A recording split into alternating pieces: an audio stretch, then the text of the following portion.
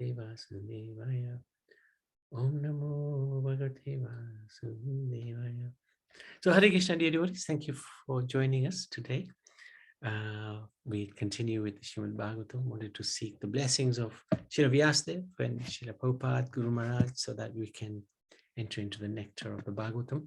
So in the 42nd chapter of 10th Canto. So what's happening here? Do you want to do this, please? Sairandri Vacha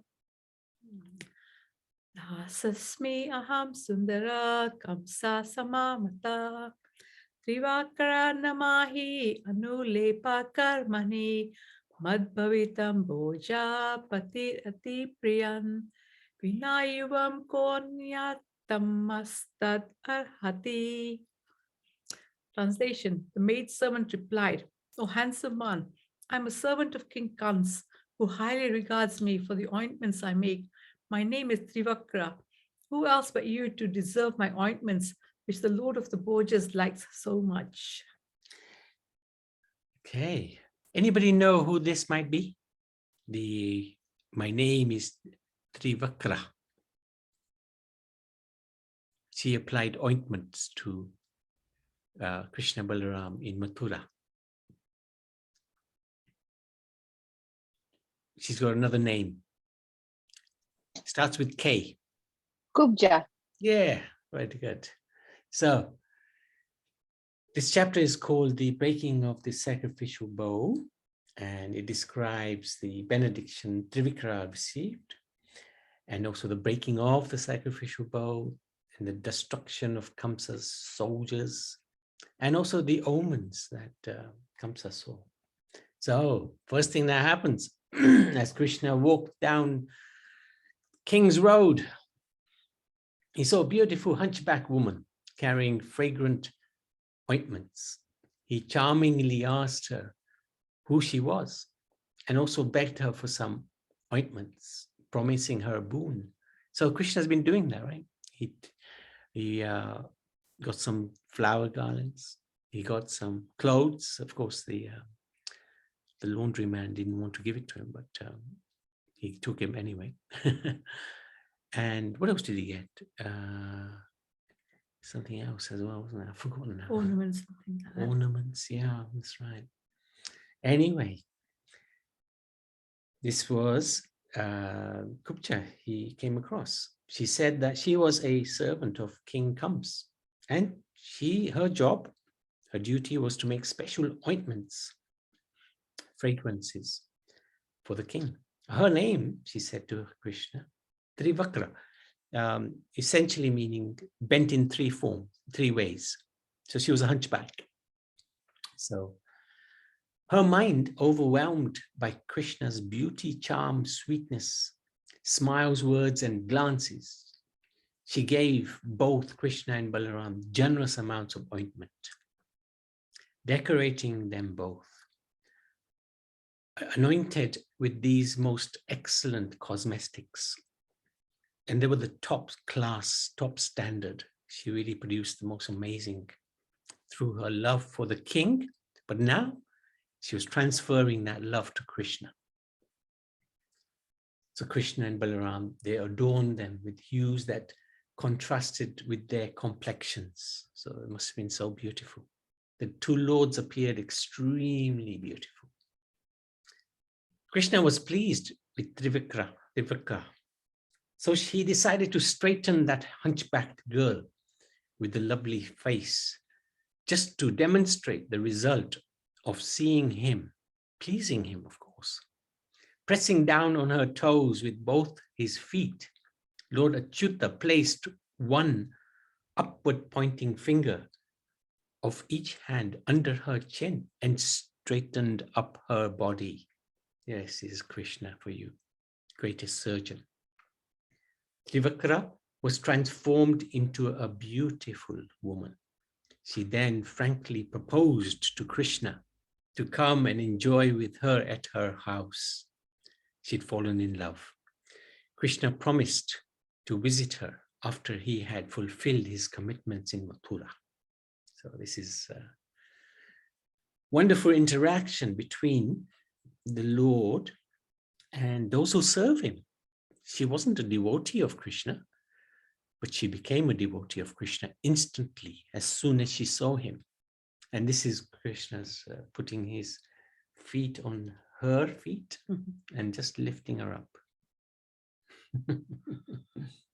This is probably a little bit more accurate because both of her feet are touching both of his feet are touching both of her feet. And he's simply with one or two fingers from both hands, lifting her up. There's Balaram at the back. So next part of this chapter is Krishna breaks the bow. As Krishna proceeded further down the road, merchants worshipped him, gave him respectful offerings. Women became agitated and their clothes became disheveled. Krishna then went to the arena where the bow sacrifice would take place. He saw the amazing bow, which resembled Lord Indra's, and which was guarded by a large company of men. This bow was very famous. It would attract visitors from everywhere to see it. It resembled Lord Indra's, and these men would respectfully worship this bow. Despite the guards' attempts to stop him, Krishna easily lifted the bow with his left hand, strung it in a fraction of a second, and broke it in half, a bit like Ramachandra breaking the bow of Shiva in half. Upon hearing this sound, because the sound must have been really terrific, Kamsa felt great terror. So he now realized something has happened. Somebody's done something to the bow. It can only be Krishna. There you go. Krishna lifts the bow, breaks it. And he demolishes the guards at the same time. The enraged guards then took up their weapons and wanted to seize Krishna and his companions. They surrounded them and shouted, "Grab him, kill him." But he and Balaram easily killed them, along with the contingent of soldiers. The enraged guards then took up their weapons and wanting to seize Krishna. Seeing the guards coming upon them with evil intent, Krishna and Keshav took up Balaram and Keshav took up the two halves of the bow and began striking them down. So we can see that here actually. Two halves of the bow. As one half is Krishna's hand, the other half is with Balaram. They're giving the guards a tough time. After killing the contingent of soldiers sent by Kamsa, Krishna and Balaram left the sacrificial arena by its main gate and continued their walk around the city, happily looking at the opulent sights. Having witnessed the amazing deed Krishna and Balaram had performed and seeing their strength, boldness, and beauty, the people of the city thought they must be two prominent demigods. So demigods are very powerful, but of course the Supreme Lord is far more powerful. But they looked absolutely amazing. So Krishna returns to the cowherd men. As they strolled about at will, the sun began to set. So they left the city because they were just outside of the city in the camp. So they left the city with the cowherd boys. And all this time, the cowherd boys had accompanied Krishna and Balaram everywhere they were going. But not the men. The men were outside in the camp. So they returned to the cowherd men's camp. After Krishna and Balaram's feet were bathed, the two lords ate rice with milk. Then, although knowing what Kamsa intended to do, they spent the night there comfortably. Now, Kamsa's situation. The wicked king Kamsa, on the other hand, was terrified. He was a king, he was a master, he was the ruler. He had nothing to be afraid of. But, of course, he was against Krishna. He had everything to be fearful of. He was terrified, having heard how Krishna and Balaram had broken the bow and killed his guards and soldiers, all simply as a game. It was so easy for them. So he was really worried. This is Krishna and Balaram. The prophecy was that Krishna's going to kill me. He remained awake for a long time. And both while awake and while dreaming, he saw many bad omens, messengers of death. When he looked at his reflection, he could not see his head. And he could not see his footprints. He dreamt that he was being embraced by ghosts and drinking poison. Seeing these and other such omens, both while dreaming and while awake, Kamsa was terrified by the prospect of death. And out of anxiety, he couldn't sleep. Of course, this anxiety purified him because he was anxious about what the Lord was going to do to him. Thinking of the Lord all the time. Thinking of the Lord, yeah. At sunrise, Kamsa made preparations for the wrestling match. He still had a couple of cards up his sleeve. That's what he thought anyway. While his men performed the ritual worship, everyone sat comfortably in the galleries, in the wrestling arena. And Kamsa, although terrified, sat with his ministers on the imperial dais, on his throne.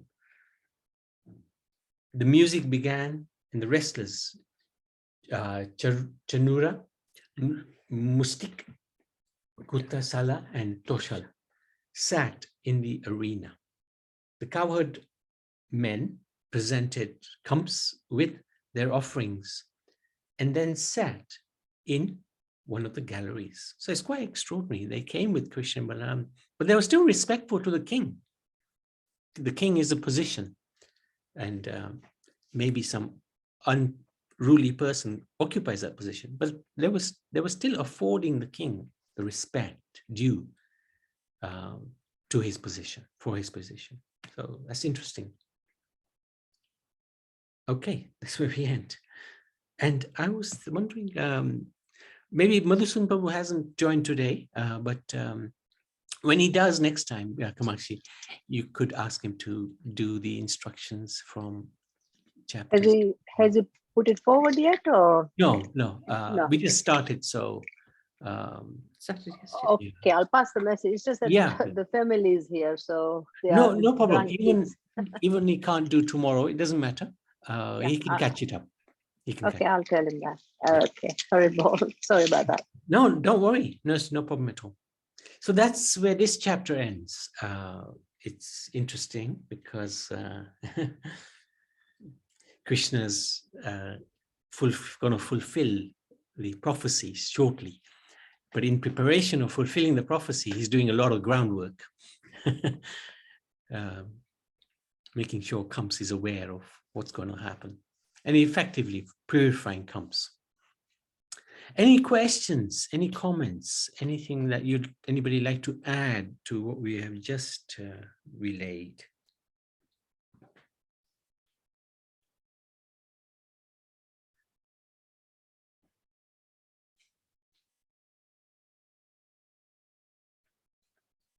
Okay, we can stop there. Srimad Bhagavatam ki jai, chapter 42 of the 10th canto ki jai.